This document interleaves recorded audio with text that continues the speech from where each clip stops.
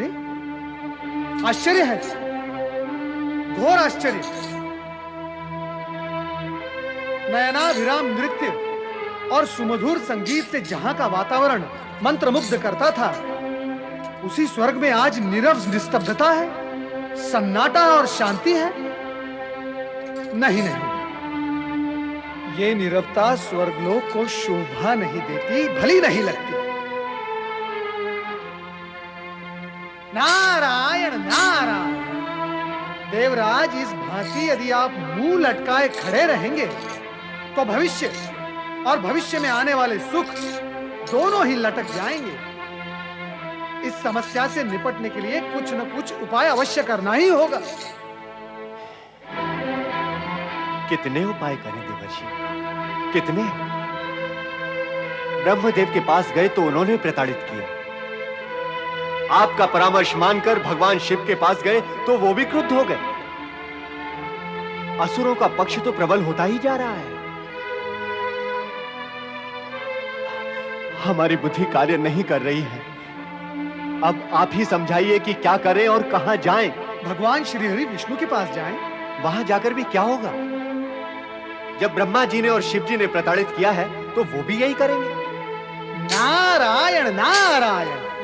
इसलिए मैं कहता हूं देवराज कि आप व्यावहारिक बुद्धि से काम ना करके भावना में बह जाते हैं, इसलिए फिर आपको कष्ट भी उठाने पड़ते हैं। वो कैसे? स्थिति, घटनाओं और आंकड़ों का यदि आप विश्लेषण करेंगे तो यह सत्य सामने आएगा कि असुरगण परमपिता ब्रह्मा जी और शिव जी को प्रसन्न करके उनकी कृपा और आशीर्वाद प्राप्त कर लेते हैं, किंतु उनके लिए भगवान श्री हरि विष्णु को प्रसन्न करना सरल नहीं है, क्योंकि वे उन्हें अपना प्रबल शत्रु मानते हैं। क्योंकि जब भी धरती पर असुर शक्ति की वृद्धि हुई, भगवान श्री हरि विष्णु उनका नाश करने वहां गए। इसलिए उत्तम यही होगा कि आप भगवान श्री हरि विष्णु के पास जाएं और इस समस्या का उपाय पूछें। मैंने आपको मूल मंत्र दे दिया है, अब आपकी जो इच्छा सो करें। नारायण नारायण नारायण श्रीमन्नारायण। देवराज, देव ऋषि ने अक्षरक्ष सत्य कहा है।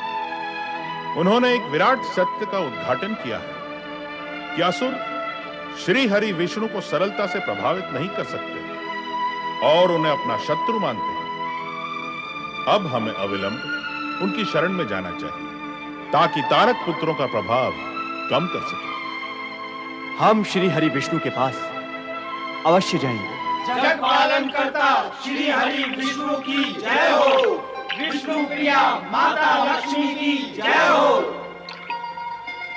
कहो देवराज, आज इस ओर कैसे आगमन हुआ? श्री हरि देवर्षि नारद की प्रेरणा से आए हैं यहाँ। क्या कोई विशेष प्रयोजन है? श्री हरि, आपकी शरण में विशेष प्रयोजन से ही आए हैं।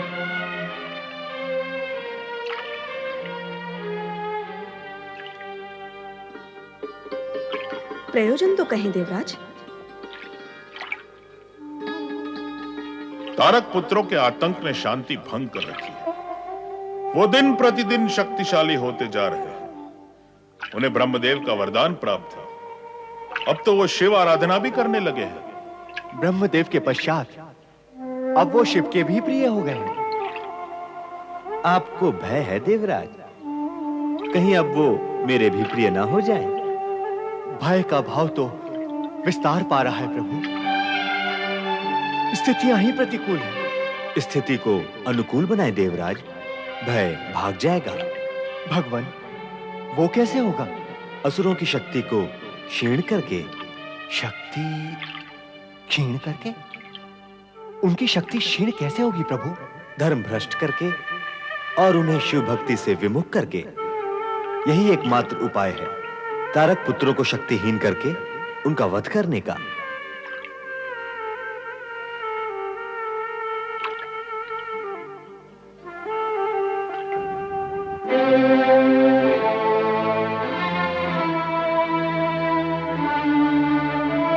भगवान श्री हरि विष्णु ने तारक पुत्रों को धर्म भ्रष्ट करके उन्हें शिव भक्ति से विमुख करने के लिए कहा है,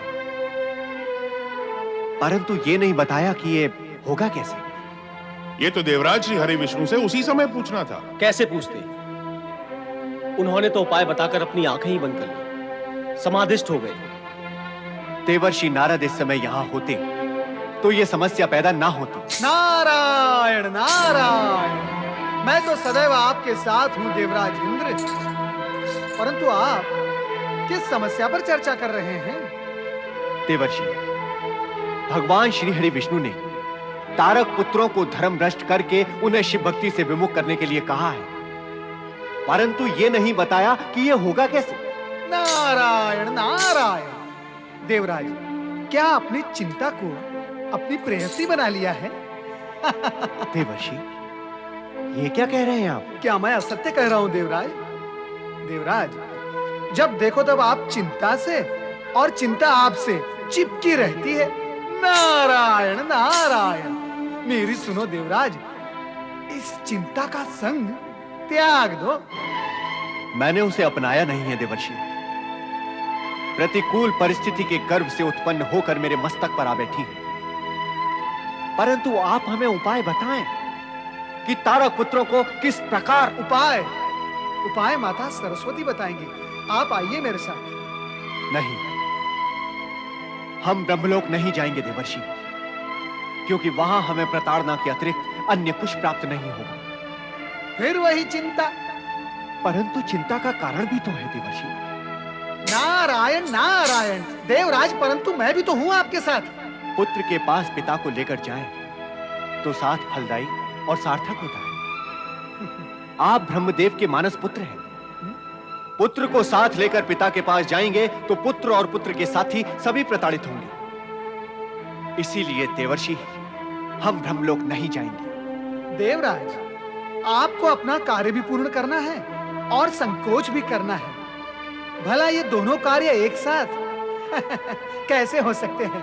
नारायण नारायण। आपके मार्गदर्शन में दोनों क्या, तीन कार्य पूर्ण हो सकते हैं देवर्षि। आज आप सप्तम सुर में बोल रहे हैं देवराज। तो उचित है, आप सभी के हित के लिए ये कार्य मैं अकेला ही पूर्ण करूंगा। हम सब आपके आभारी रहेंगे देवर्षि। आभारी तो कार्य पूर्ण होने पर रहना देवराज, इस समय तो चिंता से भारी रहना त्याग दें। नारायण नारायण।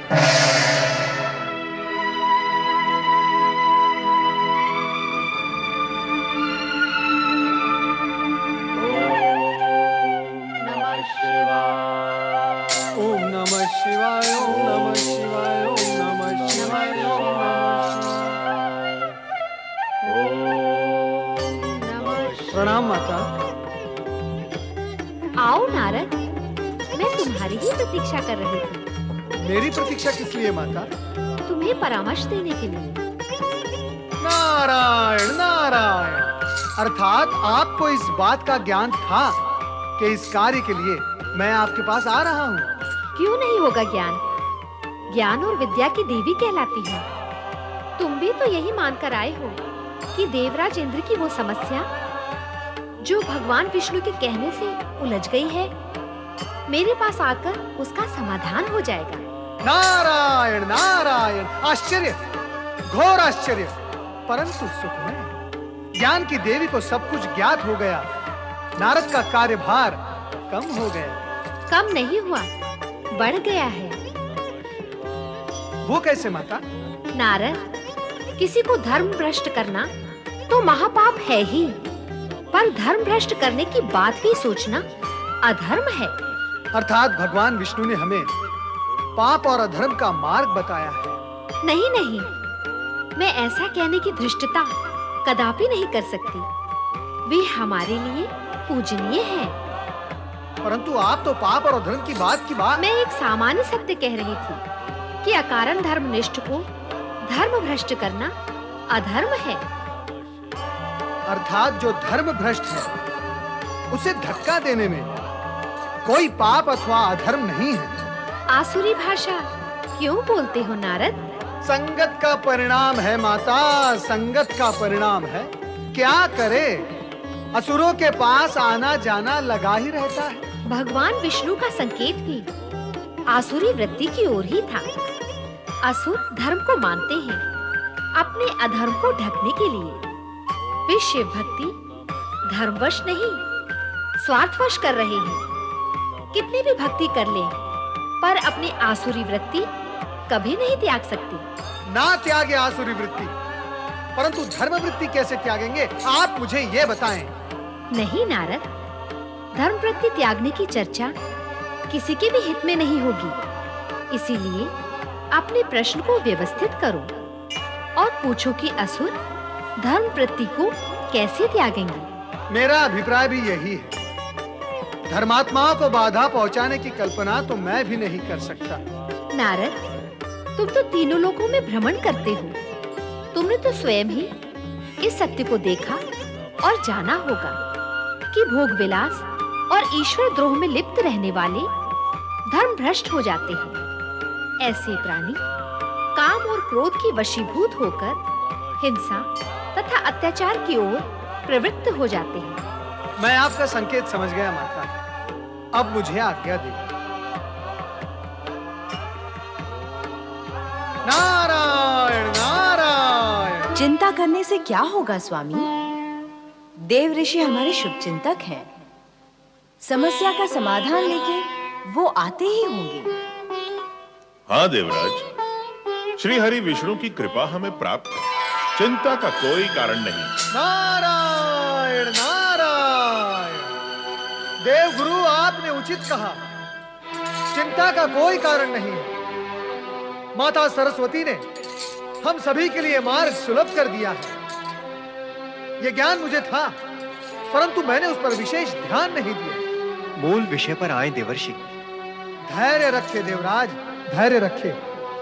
वही करने गया था और वही करने आया हूं। असुरों को धर्म भ्रष्ट करने के लिए और शिव भक्ति से विमुख करने के लिए उन्हें भोग विलास की ओर उन्मुख करना होगा। भौतिकवादी और विलासी ईश्वर द्रोही भी हो जाता है देवराज। ये दो अवगुण राक्षसों को धर्म भ्रष्ट करने के लिए पर्याप्त हैं। अर्थात जिस प्रकार ऋषि मुनियों का तप भंग करने के लिए अप्सराओं को भेजा गया था, उसी प्रकार अप्सराओं को उन तीन असुरों के पास भेजना पड़ेगा। उन तीनों को शिव भक्ति से हटाने का एकमात्र उपाय यही है। क्यों देवर्षि? हमें वहां अप्सराओं को भेजना चाहिए ना? यदि यही एकमात्र उपाय है तो अवश्य भेजना ही चाहिए। मेनका, रंभा। नारायण नारायण। आज्ञा करे देवराज। कैसे स्मरण किया स्वर्गाधिपति? मेनका और रंभा, तुम दोनों को नृत्य एवं संगीत द्वारा लक्ष्य की प्राप्ति करनी होगी। नृत्य संगीत? नृत्य संगीत को तो आपने निषेध किया है देवराज। हाँ, उस समय परिस्थिति वैसी थी, परंतु अब परिवर्तन हुआ है। तुम दोनों को तारकाक्ष, कमलाक्ष और विद्युन्माली के समक्ष जाकर उत्तेजक नृत्य प्रस्तुत करना होगा। उन असुरों के समक्ष? फिर तो हमारा जीवित लौटना ही नहीं होगा। ऋषि मुनि का तप भंग करना हो तो हम अवश्य जाएंगे। वे अधिक से अधिक श्राप ही देते हैं, पर असुरगण तो वे प्राण ही ले लेते हैं। इतना भयभीत होने की आवश्यकता नहीं है। एक आवश्यक लक्ष्य की पूर्ति के लिए तुम दोनों को वहां जाना है। वो तीनों शिव भक्ति में लीन हैं। उन्हें शिव भक्ति से विमुख करना है। देवराज, भक्ति में डूब चुके भक्त क्या भक्ति से विमुख होंगे? रंभा, ये भक्ति सदाचारी भक्तों की नहीं, दुराचारी असुरों की है। कितने समय तक दूर रह सकेंगे अपनी तामसिक वृत्ति से वो? तुम दोनों के रूप यौवन का आकर्षण उन्हें शिव भक्ति से विमुख करने में सहायक होगा। और फिर देवराज तुम्हें ऐसे कार्य में तो संलग्न नहीं करेंगे जिसमें प्राणों की हानि का अंदेशा हो। भयग्रस्त होने की आवश्यकता नहीं है। निर्भय होकर जाओ और उन तीनों का तप भंग करके इंद्रलोक में लौट आओ। आपकी आज्ञा शिरोधार्य। महारुद्र, महारुद्र,